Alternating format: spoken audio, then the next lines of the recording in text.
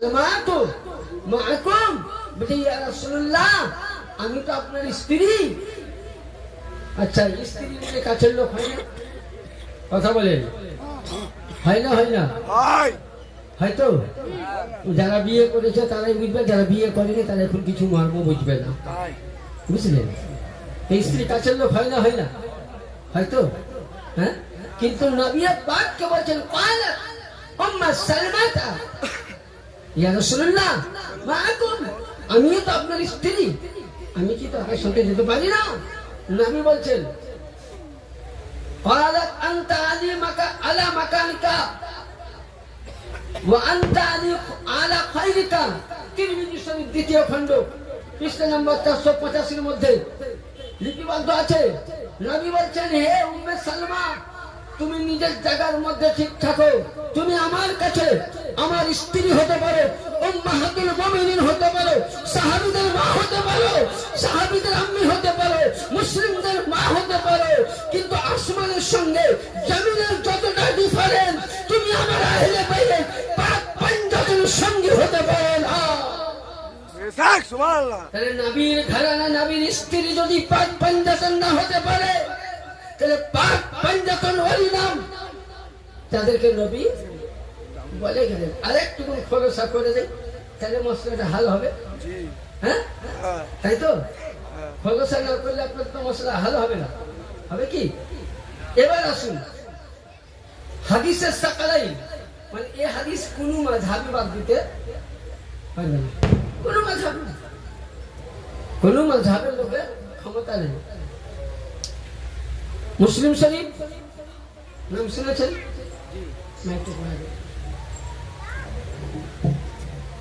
মুসলিম শরীফ নাম শুনেছেন তো?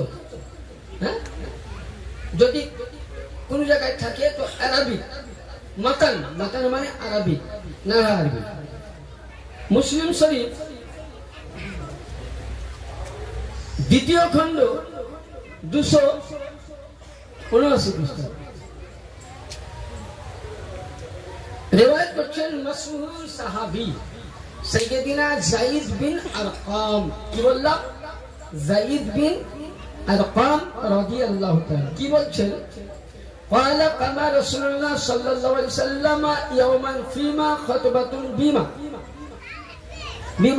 يدعى قمار بين مكة والمدينة। যায়েদ বিন আরকাম বলছেন যে রাসূল সাল্লাল্লাহু আলাইহি সাল্লাম উনি মাকামে খুম, যেটাকে গাদিরে খুম বলা হয়, অনেকে দেখবেন যারা 4 নম্বর পাকের মুরিদ আমাদের তারা অনেকে দর্শন করেছে, যেহেতু মক্কা মদিনার মিডিল জায়গায় গাদিরে খুম মসজিদ ছিল, সে মসজিদ শহীদ হয়ে গেছে।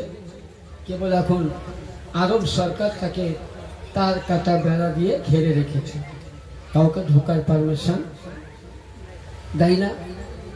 যাই হোক, তো ওই জায়গায় নবী আমার খুতবা দিলেন। কি বললেন?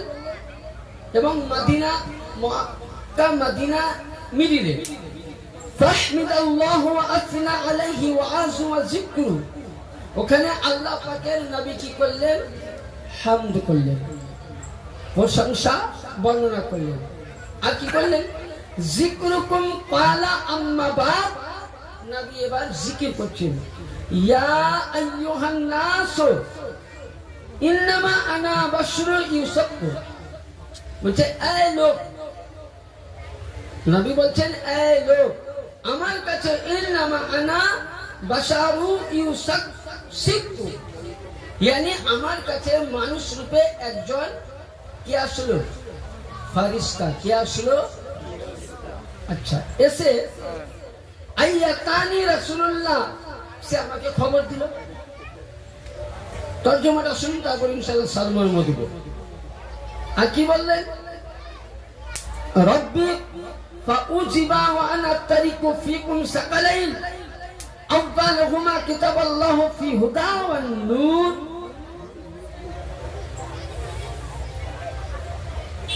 ফাখুযুহু বিকিতাবাতিল্লাহি ওয়াস্তামসিকু বিহি ফাহাব্বা আলা কিতাবাল্লাহ ওয়া রাগিবা ফি, বললেন খবর দিলেন যে আমার কাছে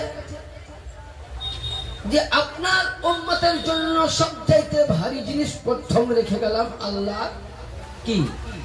কোরআন। অনেকে বলছে কোরআন ছাড়া আমরা বলি না, আমি বলছি কোরআন ছাড়া আমিও বলবো না। এখানে মিডিল একটা মশলা বুঝলে বুঝতে পারবেন। আচ্ছা, কোরআন শরীফে নামাজ পড়ার জন্য হুকুম করেছে বাবজি? হ্যাঁ করেছে তো। হ্যাঁ নামাজ পড়তে হবে। আচ্ছা, কোরআন শরীফে ওযু করতে বলা হয়েছে কি? না। কোরআন শরীফে সূরা আল মাইদাতে 5 পারায় একটি আয়াত আছে, ফাগসুলু উযুহাকুম। ওযুতে কয়টা ফরজ কে জানেন? কয়টা ফরজ? কয়টা? বাবজি আমার বলেছে 4টে। আচ্ছা, এই 4টা ফরজ মানে এখান থেকে এত দূর ধুত করা। কবার ধুত করতে হবে বলেনি, বলেছি কি ধুত হবে।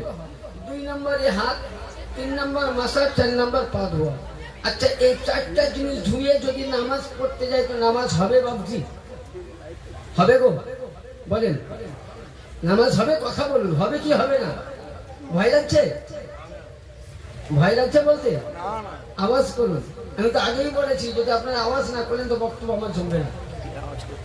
তো তাহলে আপনি মুখ ধুলেন, হাত ধুলেন, মাসাহ করলেন, পায়ের ধুয়ে আপনি নামাজে দাঁড়ালেন, নামাজ হবে না।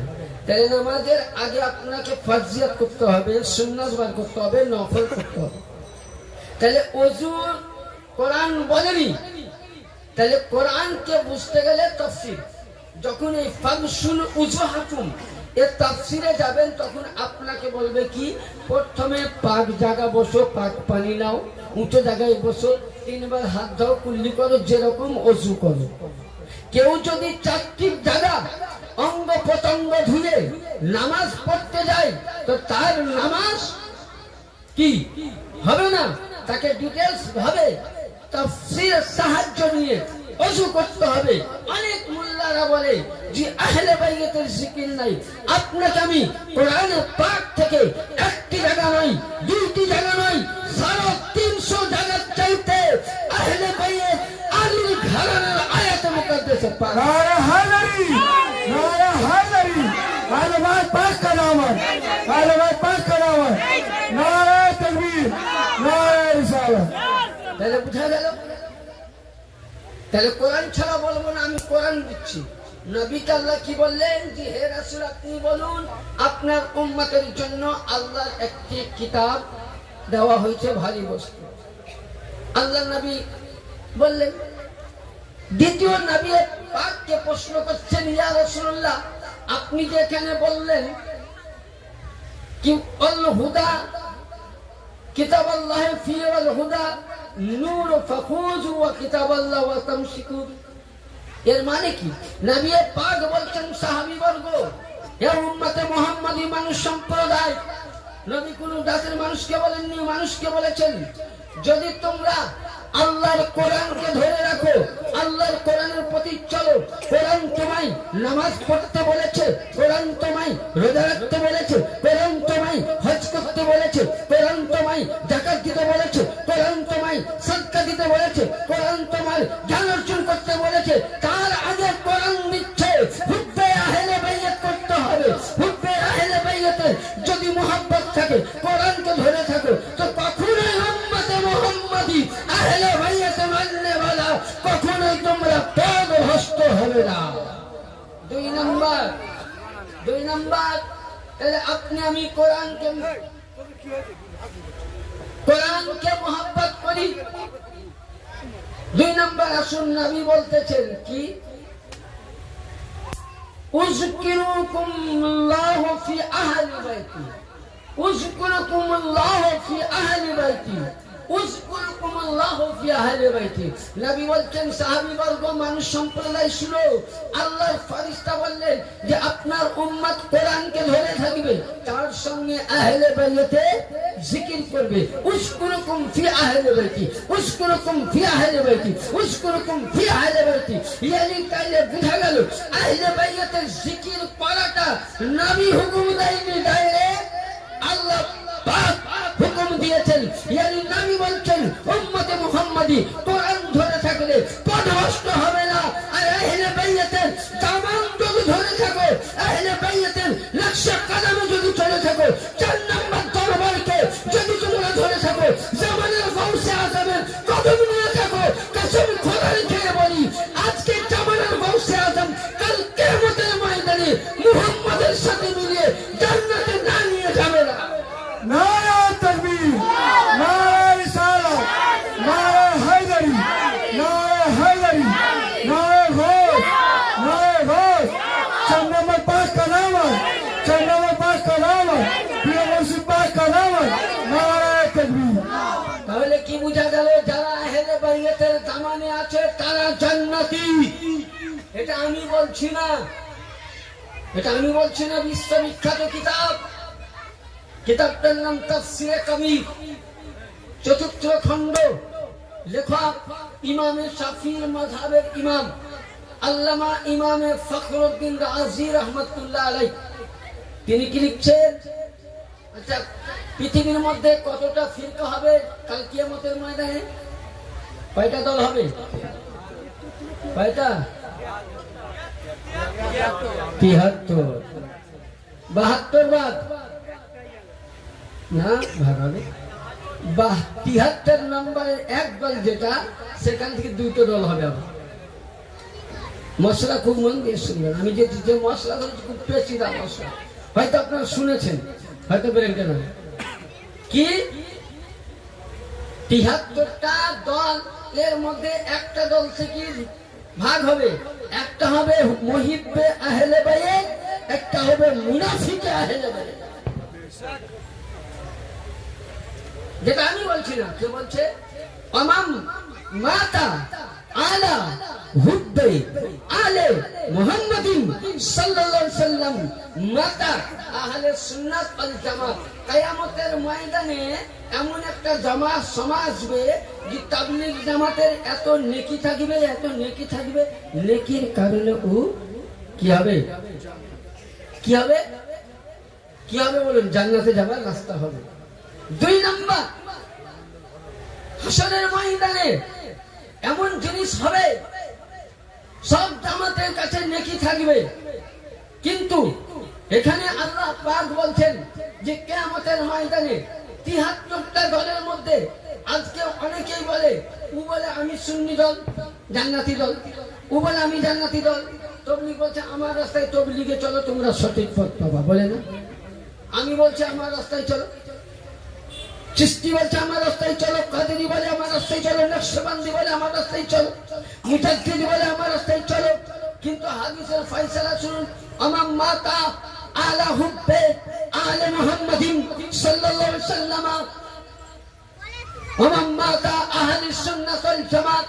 পৃথিবীর মধ্যে ইমামে ফখরুদ্দিন রাজি বলছেন যে নবী মুস্তাফা ঘোষণা করেছেন পৃথিবীর মধ্যে একটি দল জান্নাতি আর একটি হলো আহলে সুন্নাত। আমাম মাতা আলা হুব্বে আলে মুহাম্মদ সাল্লাল্লাহু আলাইহি সাল্লাম, যার মধ্যে আলীর মুহাব্বত, যার মধ্যে হুসাইনি মুহাব্বত, যার মধ্যে ফাতিমি মুহাব্বত, যার মধ্যে 12 ইমামের মুহাব্বত, যার মধ্যে গাউসে পাকের মুহাব্বত, যার মধ্যে পাক পঞ্জাতন আওলাদে আলী রয়েছে, তারাই আহলে সুন্নাত, তারাই জান্নাতি। আলী আলী কান্নাওয়ালা, হুসাইন হুসাইন ডান্কা বাজানে वाला, এরাই জান্নাতি। হুসাইনকে ছেড়ে সকলেই জাহান্নামী। नारा हैदरी, नारा हैदरी, या हुसैन, या हुसैन, या हुसैन, नारा तकबीर। ভরসা নেই, কোরআনে পাক উঠান। আমি বলেছি কোরআন ছাড়াই একটাও দলিল নিয়ে আসো, কোরআন দেখিয়ে দিচ্ছি। সূরা সাফফাত, কোরআন শরীফের সূরা, কি নাম? সাফফাত, আয়াত নাম্বার 24, ওয়াকিফুহুম ইন্নাহুম মাসউলুন। আমি আগে বলেছি যে কিয়ামতের দিনে সবারই কাছে নেকি থাকবে। জান্নাত তৈরি কে করেছে? কে? জান্নাত বন্টন কে করবে? কেউ জানেন? জান্নাত কে বন্টন করবে? হযরতে আলী। তাইলে যারা জান্নাত নিবে তাকে আলীর কাছেও যেতে হবে, আর যারা জাহান্নামে যাবে তাকেও আলীর কাছে। তাইলে বলেন জান্নাতের জন্য যদি আলীর কাছে যেতে হয় তো দুনিয়াতে আলীকে মানা ভালো না আলী দুশ্মনী করা ভালো? কোনটা করা ভালো? কথা বলেন নিচে পারি, কপর পাটি কম করে নিচে পাটি বলুন কি করা ভালো? আলীকে মানা ভালো তো? একটু আপনার দরুদ না পড়লে উঠবে না মন। দরুদ আল্লাহ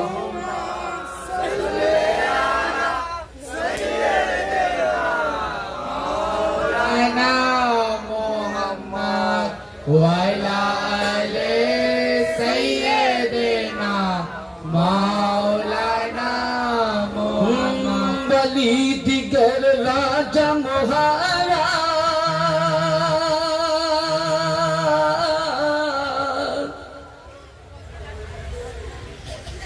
লাও মগর সালাম খানি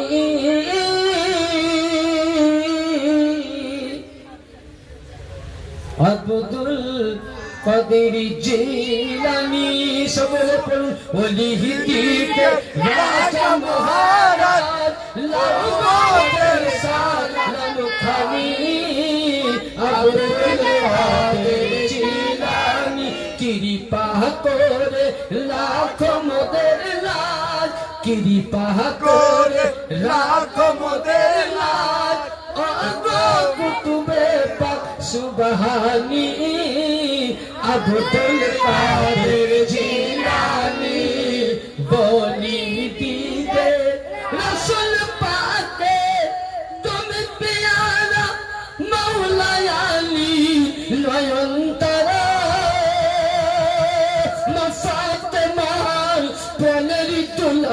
হাসান হুসাইনের জিগার পারা সুবহানাল্লাহ সুবহানাল্লাহ রাসূল পাকে তুমি প্যারা মাওলা আলী নয়নতারা মা ফাতেমার প্রাণের দুলাল হাসান হুসাইন জিগার পারা সর্বগুণ জ্ঞানী তুমি সর্বগুণ জ্ঞানী তুমি মেহবুব পাক সুবহানী আব্দুল কাদের জিলানী বলি দিগে রাজা মহারাজ লাও মোদের সালাম খানি আব্দুল কাদের না যদি ওয়াহাবি ফিতনায় পড়ে যাই বুঝি মোদের ঈমান। জোরে বলুন সুবহানাল্লাহ। হাত দিয়ে বলুন ইয়া গৌস আল মাদাদ, বলুন ইয়া গৌস আল মাদাদ। না যদি ওয়াহাবি ফিতনায় পড়ে যাই বুঝি মোদের ঈমান।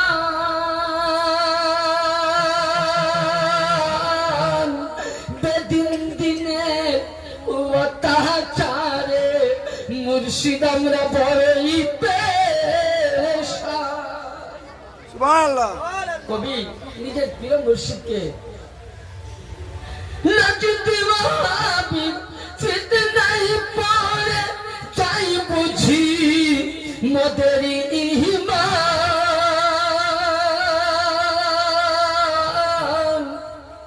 বেদিন দিকে অত্যাচারে আকা মুর্শিদ বড়ই পেরেশান।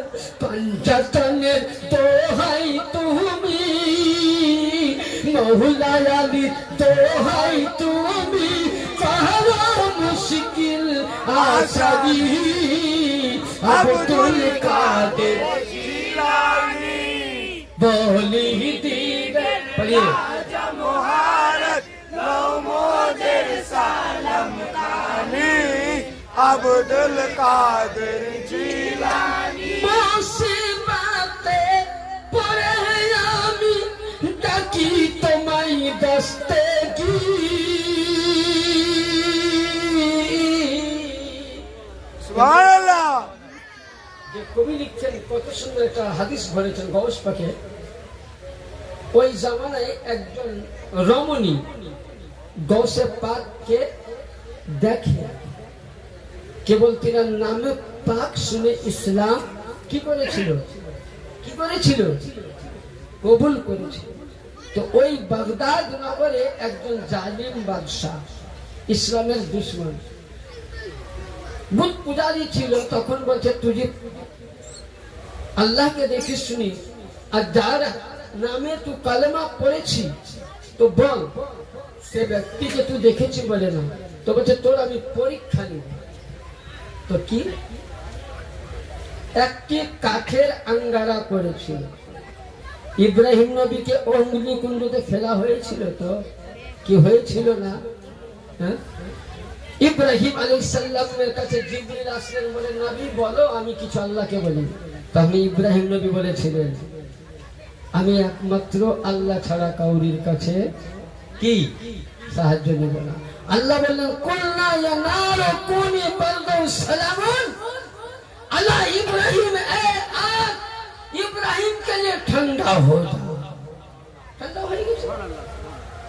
তো আমার গৌসে পাক খানকা পাকের বারান্দায় বসে ওযু করছে, আর একটি আগুন জ্বালিয়ে বেদিন বাদশা যে না দেখে গৌস পাকের বিশ্বাস করে রাসূলের প্রতি ঈমান এনেছিল, ওই রমণীকে আগুনের ঘরে বসে দিয়েছে।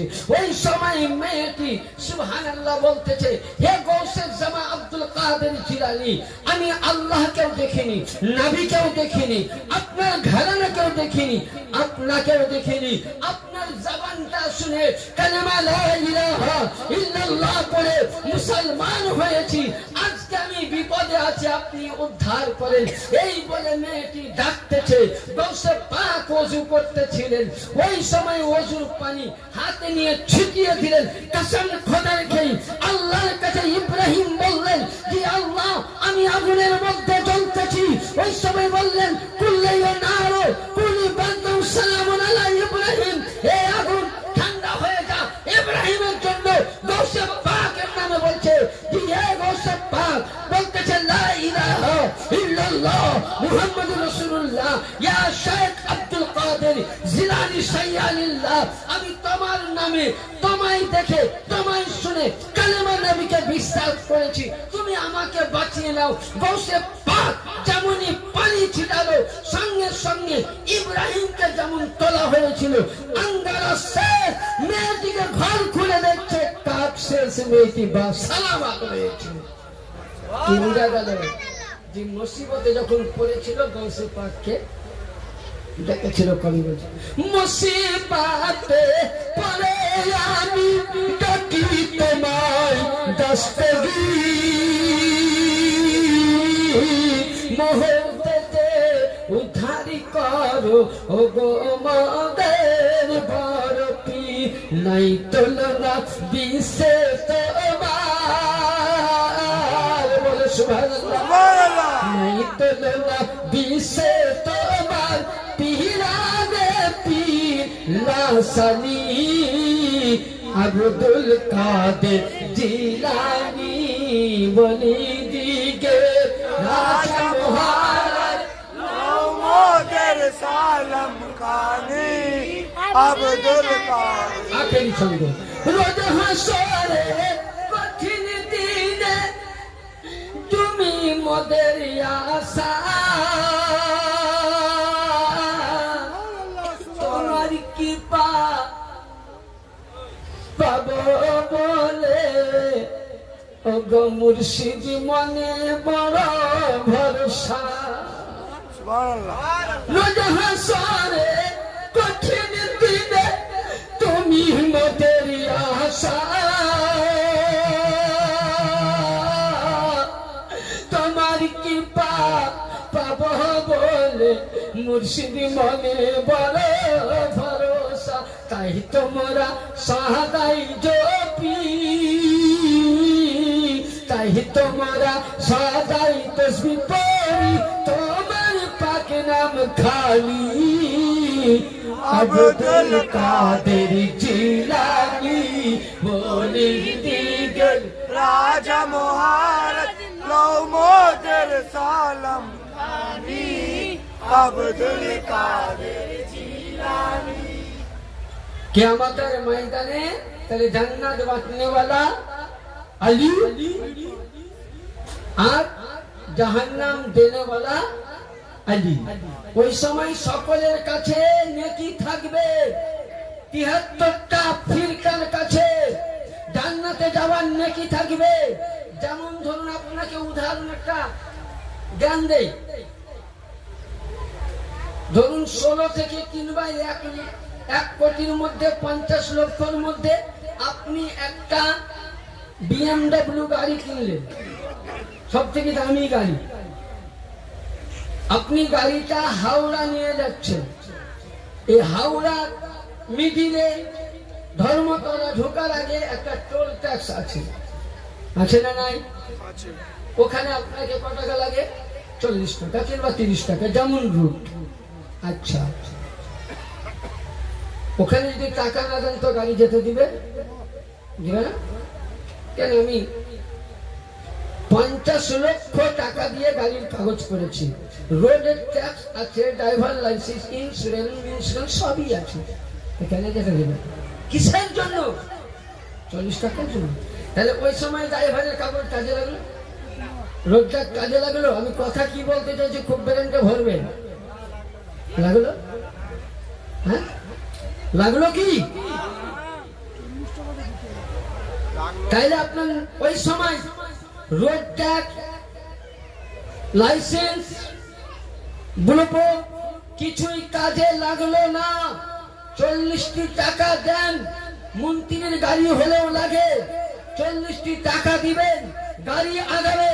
তাইলে আপনার কাছে নামাজ আছে, আপনার কাছে রোজা আছে, আপনার কাছে হজ আছে, আপনার কাছে কাবা আছে, আপনার কাছে হাজারে আসওয়াদ আছে, আপনার কাছে মুস্তাফা আছে। আপনি অট্টালিকা করে দান করে করে নেকির খাতা ভরে দিয়েছেন। আল্লাহ বলে জিবরিল একে কোথায় নিয়ে যাও? বলে জান্নাতে নিয়ে যাচ্ছি। আল্লাহ বলছেন জিবরিল আমিন শুনো শুনো, ওয়াকিফুহুম ওয়াকিফুহুম ইন্নাহুম মাসউলুন। পুলসিরাতের ময়দানে যেমন আপনার 40টি টাকা না দিলে টোল ট্যাক্সে গাড়ি আদায় হতে পারে না। বলে শুনো, বলে আল্লাহ এর কাছে নামাজ আছে, যাকাত আছে, হজ আছে, রোজা আছে, কালেমা